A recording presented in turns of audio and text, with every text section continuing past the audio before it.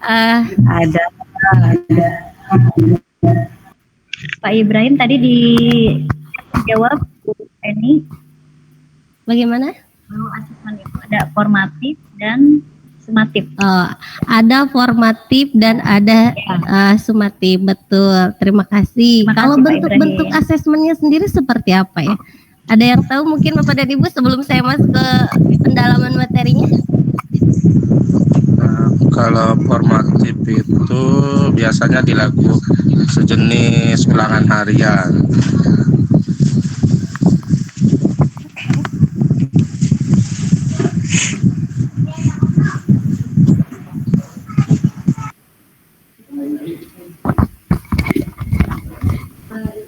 Pak Ibrahim bisa diulang? Bisa diulang. Asesmen formatif itu biasanya kita lakukan seperti ulangan harian, sedangkan sumatif itu adalah dilakukan pada akhir semester. Oke. Baik, terima kasih Pak Ibrahim atas jawabannya. Baik, saya akan lanjutkan ya. Bentuk-bentuk asesmen itu sangat beragam. Kalau biasanya kita menggunakannya hanya dalam bentuk tertulis, yang dibiasakan kita berikan kepada siswa. Nah, sekarang dalam kurikulum Merdeka bahwa ternyata bentuk-bentuk asesmen itu sangat beragam. Bisa digunakan sesuai dengan kebutuhan peserta didik kita di dalam kelas. Sebelum melakukan asesmen sumatif, Bapak dan Ibu biasanya akan menyusun rencana asesmen sumatifnya terlebih dahulu. Jika jauh-jauh hari sebelum kita melaksanakan pembelajaran, Bapak dan Ibu sudah melaksanakan analisis capaian pembelajaran yang kemudian menjadi tujuan pembelajaran dan diurutkan menjadi alur tujuan pembelajaran, maka dalam asesmen pun Bapak dan Ibu dapat membuat rencana asesmen baik sumatif maupun formatif. Di sini saya akan menampilkan sebuah contoh rencana asesmen yang kebetulan dibuat oleh guru kelas 1 dengan mata pelajaran bahasa Indonesia. Di sini kolom yang tertera itu ada tujuan pembelajaran, indikator yang ingin dicapainya, kriteria ketercapaian tujuan pembelajaran, serta asesmen apa yang akan kita gunakan. Jika bentuk asesmen apa yang kita pilih, maka Bapak dan Ibu juga akan membuat rubrik yang sesuai dengan asesmen yang dipilihnya. Rubrik tersebut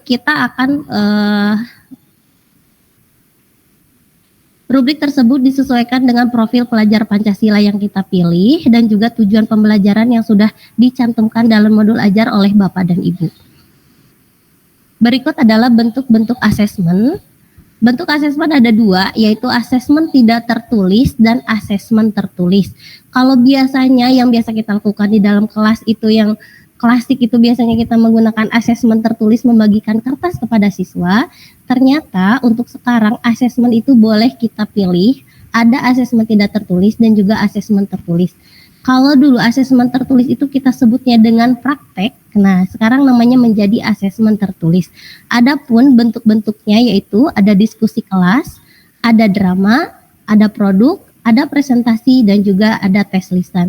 Adapun asesmen tertulis yaitu ada refleksi, ada jurnal, ada esai, ada poster, dan juga ada tes tertulis. Dari semua bentuk-bentuk asesmen yang dipilih oleh Bapak dan Ibu, harus dibuatkan juga rubrik yang sesuai dengan P3 yang dipilih oleh Bapak dan Ibu, juga tujuan pembelajaran yang sudah ditentukan oleh Bapak dan Ibu.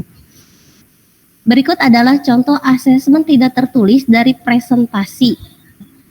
Tujuannya adalah untuk mendorong peserta didik untuk memahami topik presentasi secara mendalam dalam mengembangkan kemampuan komunikasinya. Ini adalah contoh rubrik presentasinya. Sebetulnya di sini tidak ada aturan baku. Bapak dan Ibu mangga tiasa boleh mengembangkan sendiri, disesuaikan dengan kebutuhan dan apa yang ingin dicapai dari asesmen tersebut. Ini adalah contoh asesmen penilaian presentasi pelajaran IPAS. Yang kedua adalah asesmen tidak tertulis, yaitu diskusi kelas. Mengembangkan kemampuan siswa dalam berkomunikasi di depan umum dan mengemukakan pendapatnya. Adapun contoh rubriknya adalah sebagai berikut. Di sini ada 3 kategori yang kami pilih. Ada keterlibatan anggota kelompok, hasil diskusi, dan juga ketepatan waktu. Jika Bapak dan Ibu mempunyai rubrik yang lain, silakan digunakan sesuai dengan kebutuhan siswanya masing-masing di dalam kelas. Kemudian ada drama, yaitu mengembangkan kemampuan seni peran dan komunikasi, mendorong siswa untuk dapat berpikir kritis. Adapun contoh rubrik drama, ada aspek yang dinilai di sini, ada 5 aspek. Ada dari penampilan, ada penghayatan terhadap karakter, properti yang digunakan, juga ketepatan artikulasi. Mengenai skor bisa ditentukan juga oleh Bapak dan Ibu sendiri. Ini hanya sebagai sampel saja ya Bapak dan Ibu. Kemudian di sini ada tidak tertulis, yaitu produk, mengembangkan kreativitas siswanya. Di sini adalah contoh rubriknya. Ada isi teks, desain, gambar, juga tujuan penyampaian pesannya. Asesmen tertulis, di sini kami memilihnya adalah poster, mendorong siswa untuk mengeksplorasi topik dan mengkomunikasikan pemahaman mereka dengan cara semenarik mungkin. Di sini adalah contoh rubrik dari pembuatan poster, ada isi atau teks, desain, gambar, tujuan dari penyampaian pesan.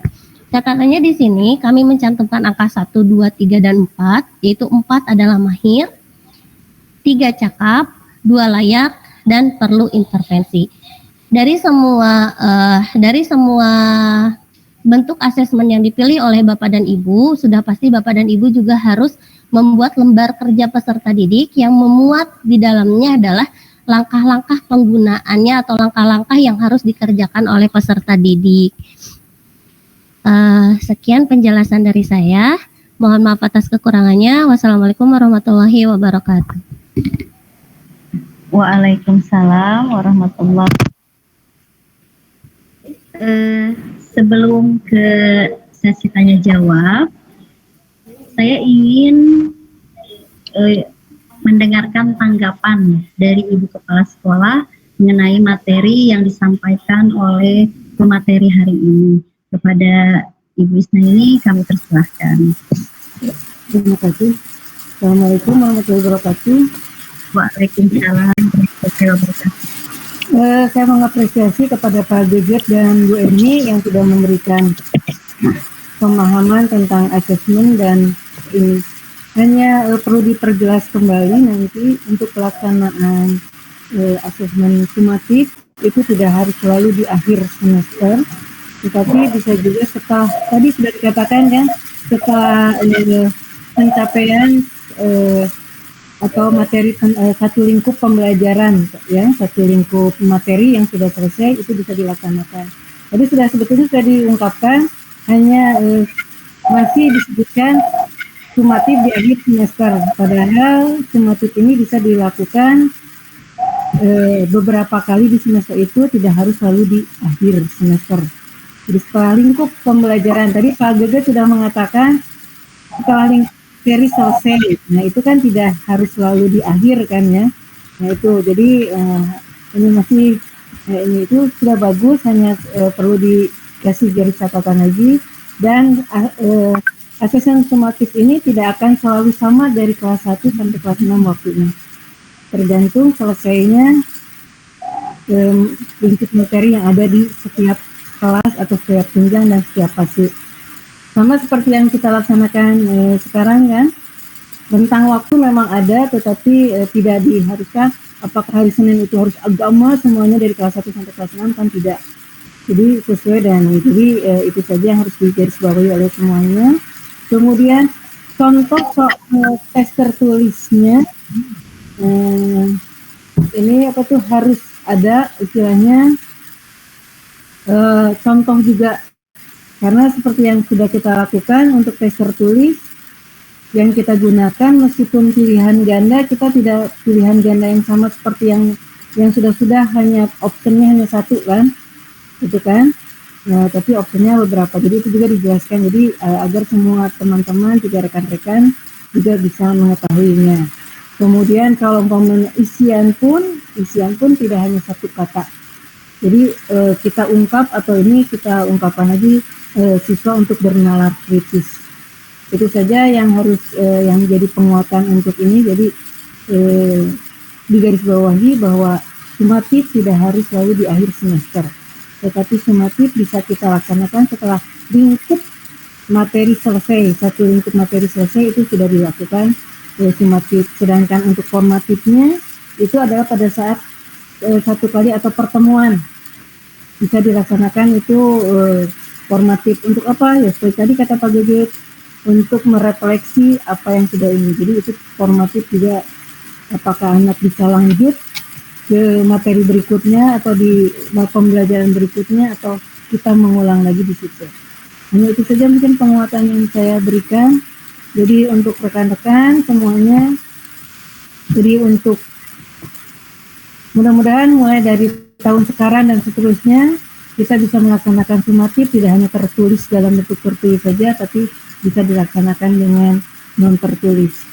Jadi portofolio atau apa. Jadi siswa, dan ingat diferensiasi kita harus melihat kebutuhan siswa. Nah, artinya bukannya memanjakan, tetapi kita harus melihat kemampuan dia. Kalau mereka tidak bisa menulis di tes formatif dan sumatif tidak bisa dilaksanakan dengan tertulis, bisa kita laksanakan secara lisan. Itu yang ini saya perjelas. Jadi jangan sampai anak stres, dikasih waktu lagi tanggal sekian kita mengadakan sumatif agama. Waduh, anak-anak pasti belum apa-apa sudah deg-degan. Wah, kaget. Kita insya Allah tidak ya. Itu saja penguatannya. Untuk webinar yang akan datang, materinya kita gali lagi sama-sama. Pematerinya saya acungkan jempol, mudah-mudahan yang lain bisa juga memberikan materi atau saling sharing, bukan memberikan materi tapi kita sharing di webinar ini. Dan itu saja. Assalamualaikum warahmatullahi wabarakatuh. Waalaikumsalam warahmatullahi wabarakatuh. Terima kasih Ibu Kepala Sekolah yang sudah memberikan tanggapannya. Bapak dan Ibu, kami membuka sesi pertanyaan dan diskusi. Bagi Bapak dan Ibu yang ingin bertanya, silahkan untuk melakukan raise hand.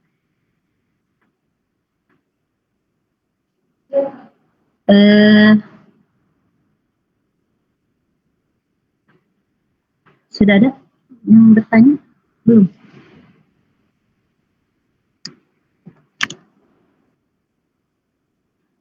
Apakah materi hari ini sudah baik? Silakan Bapak dan Ibu, barangkali ada yang mau ditanyakan.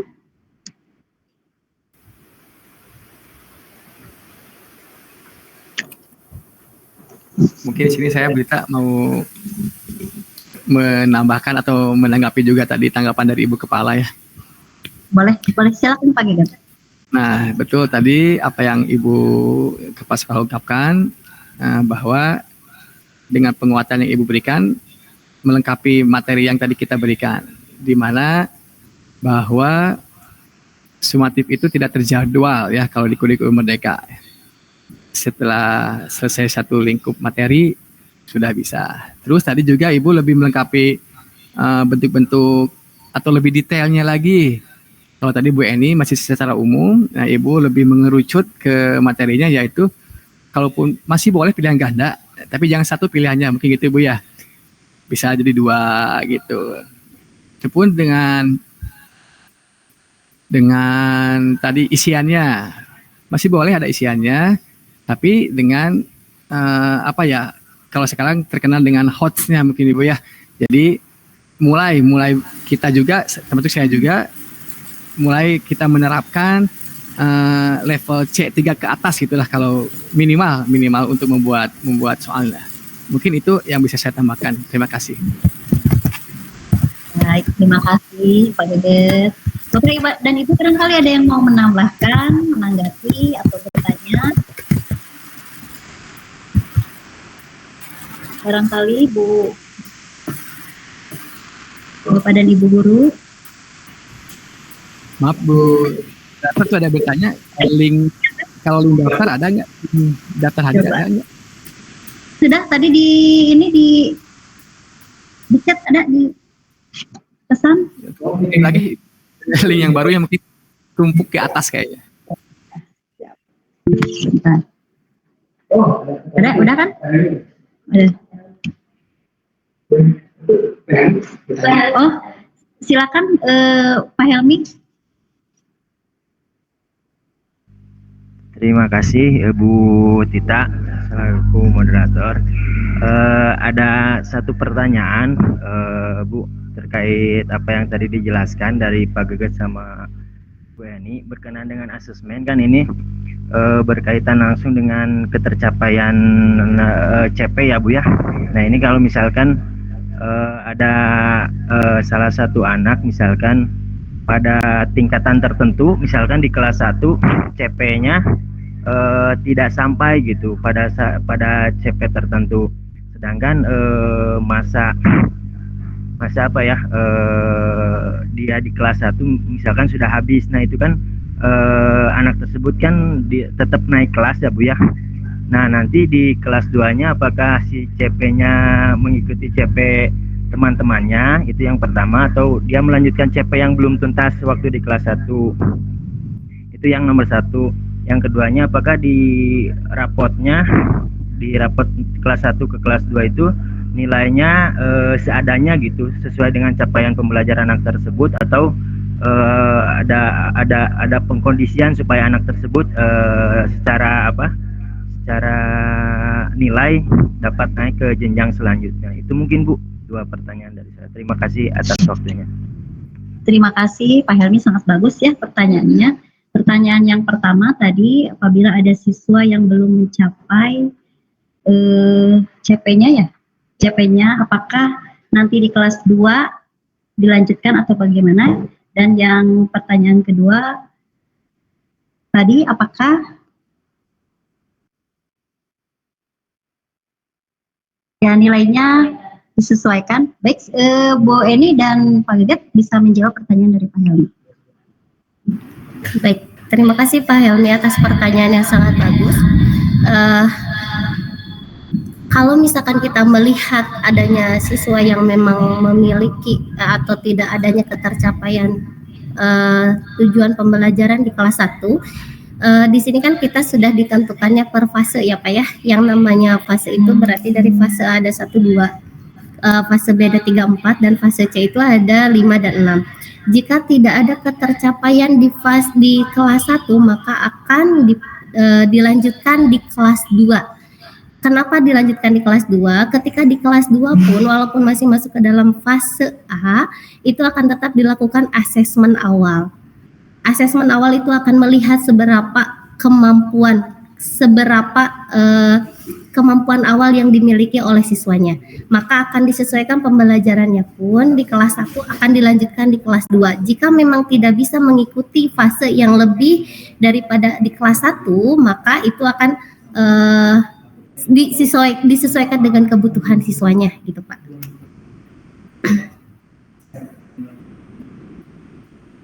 Jadi kita tidak bisa memaksakan bahwa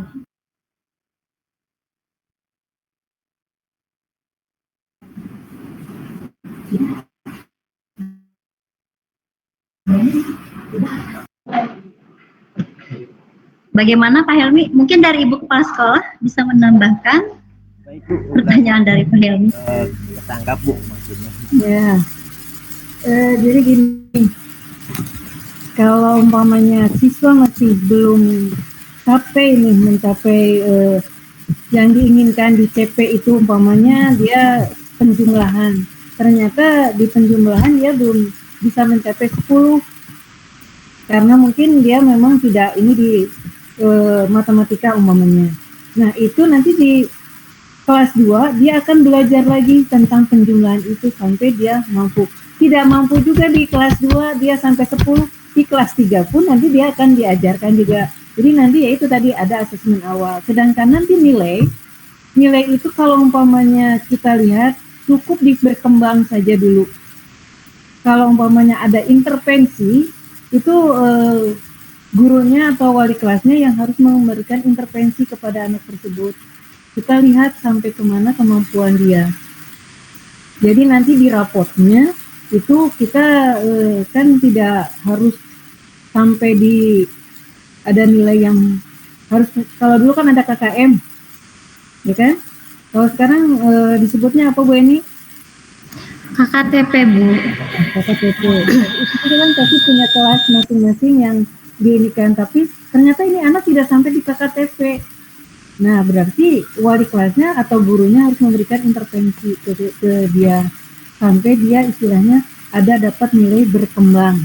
Meskipun istilahnya dari intervensi ke berkembang itu umpamanya hanya ada kenaikan hanya 1, itu dia sudah bisa untuk ke ini. Karena ya istilahnya pindah ke kelas 2.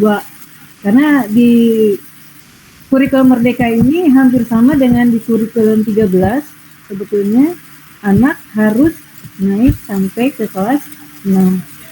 Meskipun nanti umpamanya di kelas 6 dia tidak bisa 3 kali 2, sampai di SMP tidak bisa 3 kali 2, itu jadi masalah. Ya, gitu. Jadi yang sekarang itu kita lihat kemampuannya dia di mana di berkembangnya. Mungkin di olahraga dia bisa sampai melesat, nah itu dia nilai di situ kan pasti yang paling bagus. Jadi sekarang kita tidak bisa mengintervensi atau mengharuskan anak semua serba bisa, harus jago matematika, harus jago bahasa atau jago apa. Jadi istilahnya makanya dari guru fase A sampai ke fase C itu bekerja sama. Dan ya itu fungsinya asesmen awal itu di situ untuk melihat tumbuh kembang anak, dan di kelas ada diferensiasinya. Nah itu cukup di sini dipahami atau masih ada yang ingin ditanyakan? Ya, terima kasih Ibu Naini sudah memberikan tanggapannya. Bagaimana Bu Eni, mau menambahkan lagi? Boleh?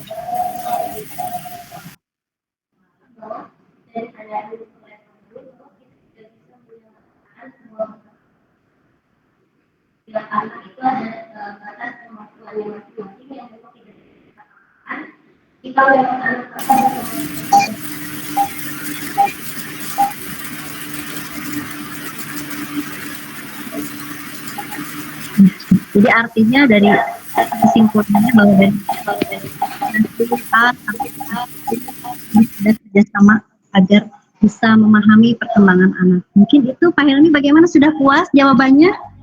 Alhamdulillah Bu, terima kasih atas jawabannya. Jadi Mudah-mudahan ya, terima kasih Bu. Mudah-mudahan belum puas, jadi nanti kita bisa belajar bersama-sama lagi. Siap Bu.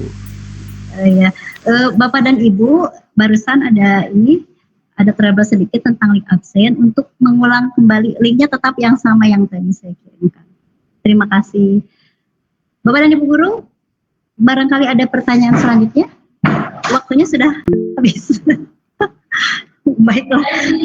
Oh, Bu Cucu satu lagi ya, penanya. Silakan Bu Cucu. Ya, terima kasih Ibu atas kesempatannya. Kan kelas 6 masih pakai kurikulum 13 ya. Kalau misalnya ini kita mencoba menggunakan kurikulum Merdeka, kita pakai kayak apa ya, drama. Kalau tidak misalnya market day itu ternyata di materinya itu bisa 2 mata pelajaran yang masuknya. Apakah itu bisa dipergunakan tidak? Atau hanya kalau misalnya nih proyek itu drama itu hanya khusus untuk 1 mata pelajaran saja, atau bisa dikombin dengan mata pelajaran lain sama seperti kurikulum 13 seperti itu Pak. Terima kasih. Baik, sama-sama. Ya. Silakan Pak Geget dan Bu Eni untuk menjawab pertanyaan dari Bu Cucu tentang penilaian.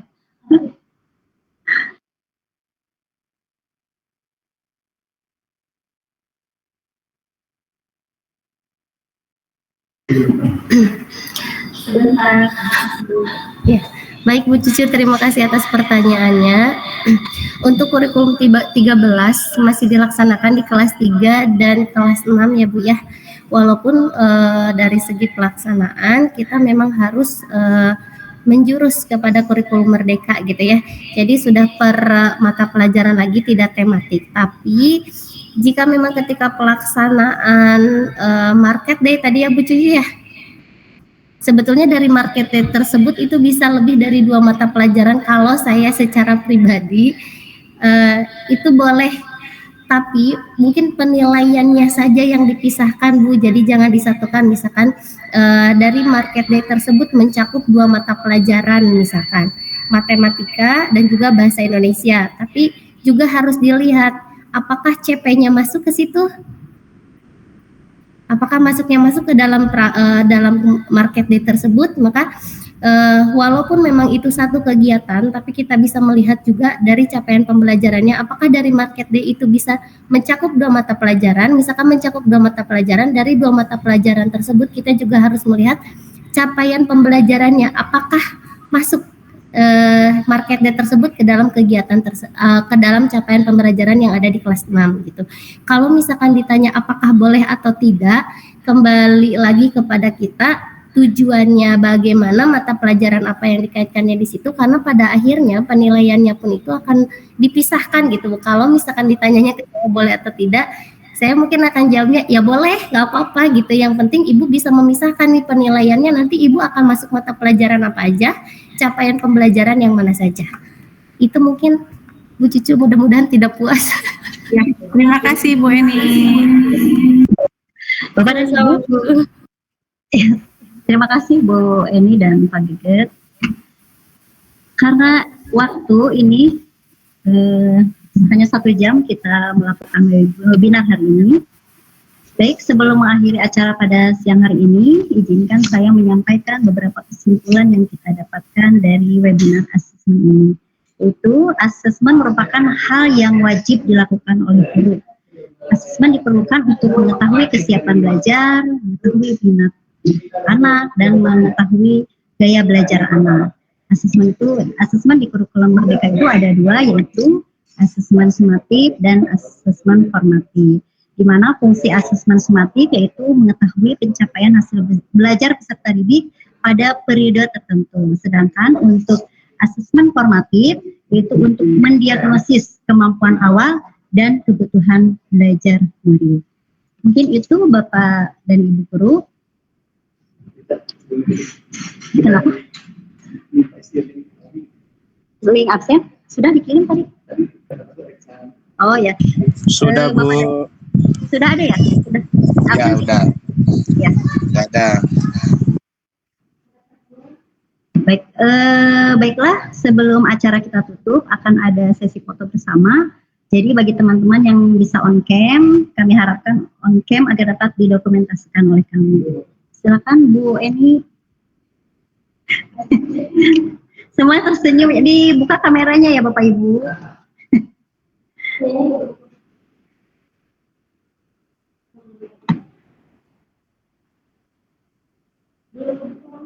Belum sudah ya.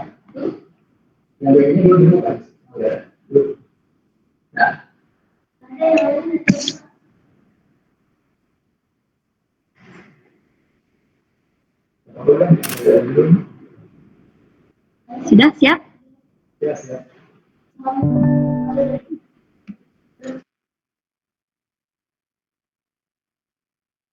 Siap. 1, 2, 3. Sekali lagi, gaya bebas. 1, 2, 3. Ya, terima kasih Bapak dan Ibu guru.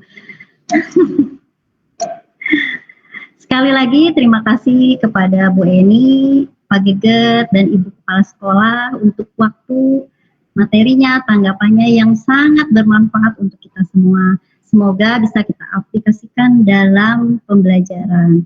Baiklah teman-teman semua, saya mohon maaf bila ada kata-kata yang kurang berkenan, dan saya pamit undur diri. Wabillahi taufiq wal hidayah. Wassalamualaikum warahmatullahi wabarakatuh. Waalaikumsalam warahmatullahi wabarakatuh. Terima kasih.